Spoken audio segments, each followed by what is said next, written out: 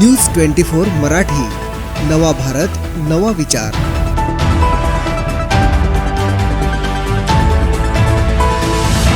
नमस्कार. न्यूज 24 मराठीच्या मंथन या कार्यक्रमामध्ये आज पुन्हा आपले स्वागत. काल आपण वेदांत अग्रवाल आणि विकी अग्रवाल यांच्या संदर्भामधला विषय घेतला होता. कल्याणी नगर पुणे येथे जो अपघात झाला त्या अपघातावर आपण काल चर्चा केली. त्या अपघातानंतर पोलीस प्रशासन आणि पुणे महानगरपालिकेसह RTO तसंच सर्वच संबंधित जे डिपार्टमेंट आहेत, जे खाते आहेत, दारूबंदी विभाग, हे सगळे खडबडून जागे झालेले आहेत. परंतु असं का होतं? घटना घडते आणि घटना घडून गेल्यानंतर प्रशासन जागं होतं. जसं घाटकोपरची घटना. घाटकोपरला बोर्ड पडला, होर्डिंग पडलं, लोक मारली गेली. लोक मारल्या गेल्यानंतर प्रशासन जागं झालं आणि संपूर्ण राज्यभर होल्डिंगचं ऑडिट करायला सुरुवात झाली. ही जी परिस्थिती आहे, ही परिस्थिती अतिशय गंभीर आहे. ज्या वेळेला घटना घडतात, माणसं मरतात आणि माणसं मेल्यानंतर आरडाओरडा किंवा प्रसार माध्यमं ओरडायला लागल्यानंतर, प्रसार माध्यमांमधनं बातम्या प्रसिद्ध व्हायला लागल्यानंतर प्रशासन जागं होतं. ही अतिशय चिंतेची बाब आहे. एव्हाना मग प्रशासन काय करत असतं?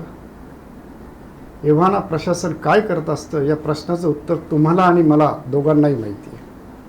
सर्व महाराष्ट्राला, सर्व देशाला माहिती आहे की एव्हाना प्रशासन काय करत असतं.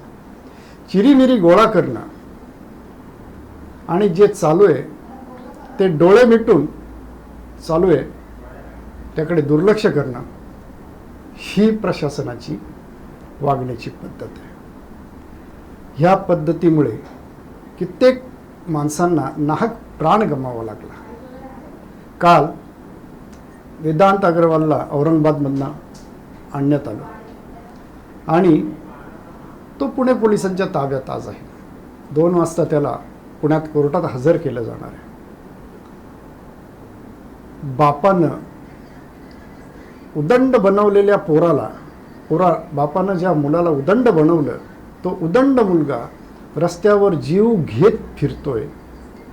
रात्री 2-2 वाजेपर्यंत पबमध्ये बसतोय, 45,000 हजार रुपयाचं बिल करतोय आणि दारू पिऊन माणसं चिरडतोय. आणि बाप आणि पोलीस त्याला पिझ्झा पोलीस स्टेशनमध्ये पोच करतात. ही परिस्थिती फार विदारक आहे. पुण्याचे आयुक्त अमितेश कुमार यांनी सांगितलं आहे की संबंधित पोलिसांवर कारवाई केली जाईल. संबंधित पोलिसांवर कारवाई केली जाईल म्हणून हा प्रश्न भागणार नाही. अमितेश कुमार, आपण त्यांना फक्त निलंबित कराल, बडतर्फ करा. बडतर्फ केल्याशिवाय पोलीस प्रशासनामध्ये एक चांगला संदेश जाणार नाही. नुसत्या निलंबनाची कारवाई करून हा प्रश्न भागणारा नाही. अमितेश कुमारांनी कठोर कारवाई करू म्हटलं आहे. गृहमंत्री अर्थात उपमुख्यमंत्री देवेंद्र फडणवीस यांनी पोलिसांची बैठक घेतली. अजित पवारांनी फोन केले. ह्या सगळ्या गोष्टी होऊन शेवटी जे जीव गेले त्यांच्या नातेवाईकांची, त्यांच्या घरच्यांची काय अवस्था असेल? आज 45,000 रुपयाचं बिल करणारा हा उदंड आणि मानवी बॉम्ब असलेला हा मुलगा, त्याच्या बापाचा लाडका, आज सर्व कुटुंब त्याचं बाल हक्क न्यायालयात बोलवलेलं आहे. आणि या ठिकाणी बाल हक्क न्यायालयाची भूमिका देखील, अर्थात न्यायालयावर टीका करू नये असं म्हणतात किंवा असा आदेश आहे, मी टीका करत नाही आहे, पण बाल हक्क न्यायालयानं देखील या बाबतीत थोडंसं गांभीर्याने घेणं गरजेचं आहे. जो निकाल दिला गेला तो निकाल विचार करायला लावणार आहे. संपूर्ण महाराष्ट्र त्या निकालानं अचंबित झाला होता. हे बाल हक्क न्यायालयानं लक्षात घ्यायला हवं. अजितदादा पवारांनी काल प्रेस घेऊन आणि फोन करून पोलीस आयुक्तांना सांगितलं प्रेस घेतली. पण अजितदादा कधी बोलले आणि का बोलले याचं कारण देखील मोठं आहे. अजितदादा बोलले ते त्यांचे आमदार टिंगरे यांचं नाव ज्या वेळेला यायला लागलं, त्यांच्या नावानं प्रसारमाध्यमांमध्ये जेव्हा बातम्या यायला लागल्या, तेव्हा अजितदादांनी या प्रकरणामध्ये बोलण्यास सुरुवात केली. ही जी भूमिका आहे, ही भूमिका अतिशय मारक भूमिका आहे. RTO दारूबंदी विभाग यांनी देखील ज्या वेळेला या संपूर्ण घटनेच्या बातम्या प्रसारमाध्यमांमध्ये पसरायला लागल्या, तेव्हा चर्चा करायला सुरुवात केली.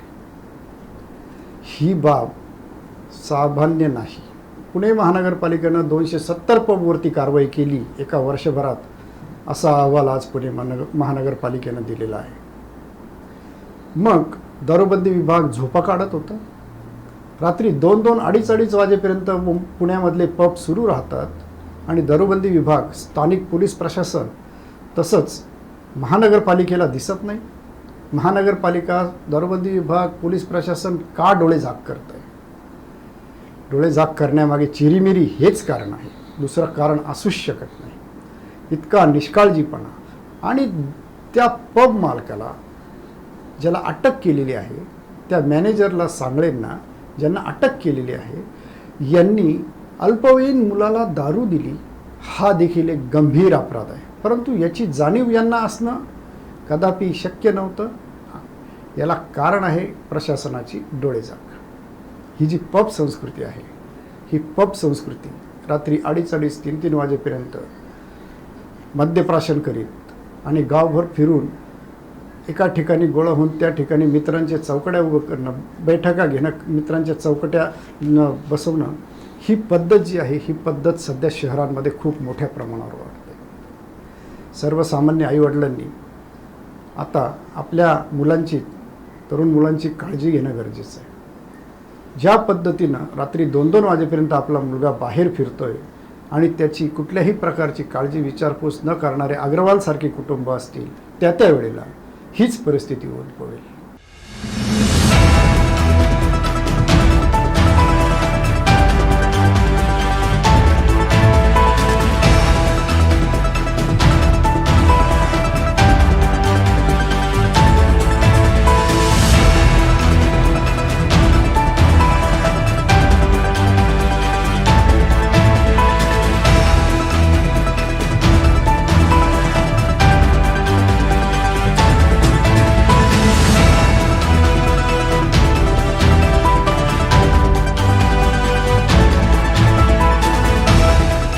न्यूज 24 मराठी, नवा भारत, नवा विचार.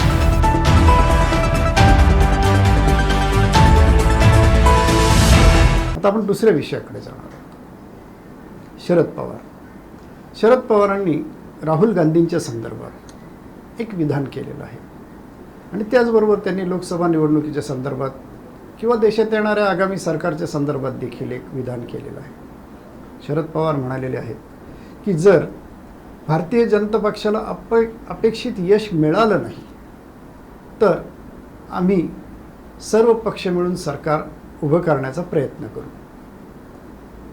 अर्थात शरद पवारांचं हे विधान हे अतिशय महत्त्वाचं याच्यासाठी आहे की जे कल येत आहेत निवडणूक निकालाचे किंवा जे सर्वे येत आहेत किंवा जी काही माहिती गोळा होते, त्या माहितीच्या आधारावर भारतीय जनता पक्षाचं हे जे सरकार आहे, नरेंद्र मोदींचं हे जे सरकार आहे, या सरकारला स्पष्ट बहुमत मिळण्याची शक्यता कमी दिसते, अशाच प्रकारचे कल येत आहेत.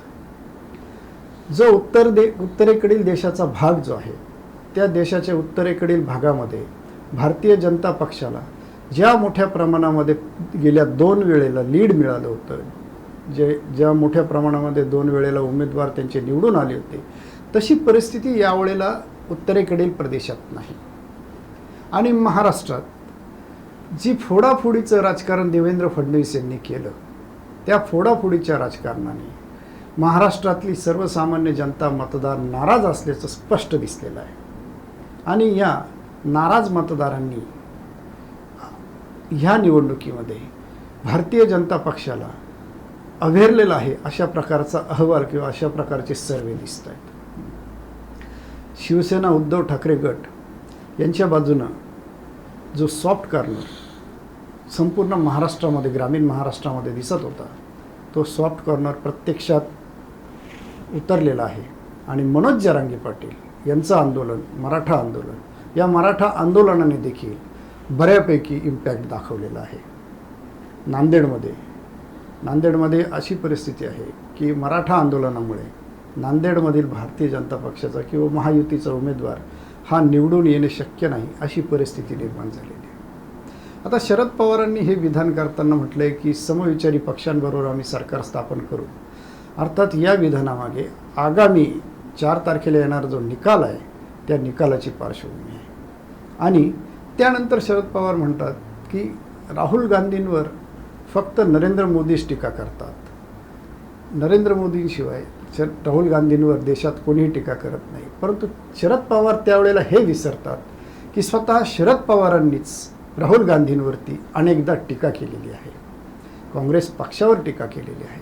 राहुल गांधींवर प्रत्यक्ष टीका देखील शरद पवारांनी केलेली आहे. परंतु म्हणतात राजकारणामध्ये कधी काय होईल हे सांगता येत नाही.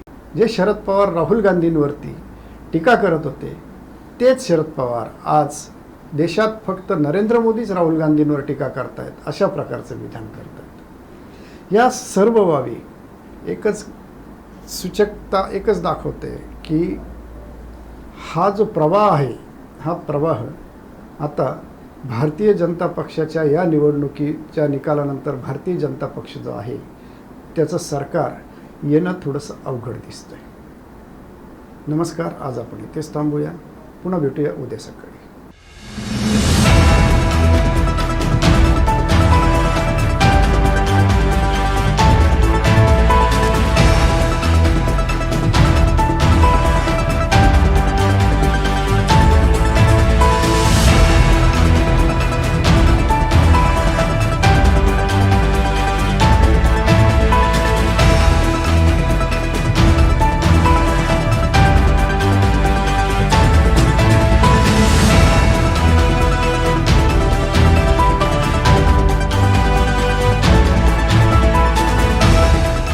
न्यूज 24 मराठी, नवा भारत, नवा विचार.